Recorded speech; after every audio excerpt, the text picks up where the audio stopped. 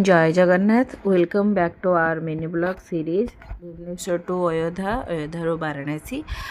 तो आम तो राम मंदिर दर्शन कर देइथिलु। तापर दिन सकाळ 5टा रू 6टा सुधा आम हनुमानगढ़ी मंदिर रे पहुँच जाइथिलु दर्शन करबा पई।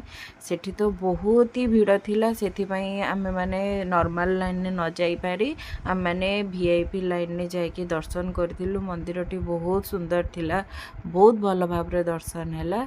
तापर आम हनुमानगढ़ी रे दर्शन कर सारी सेठी आमे दशरथ महल को जाइथिलु। राजमहल टी भी बहुत सुंदर थिला, सेठी आमे बहुत सुंदर भाव महलटा को बोलिके दर्शन करथिलु। ये राजमहल टी आमर तृतीय जुगरे बना होता जमती शुणा जाए।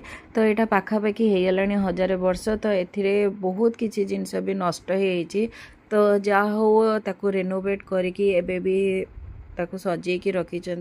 तो राजमहल टी बहुत सुंदर देखा। तो आम ये भलसे बुलाबुली कर सारू।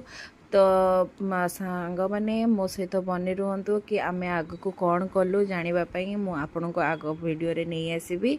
तो रोची जय जगन्नाथ, जय श्री राम।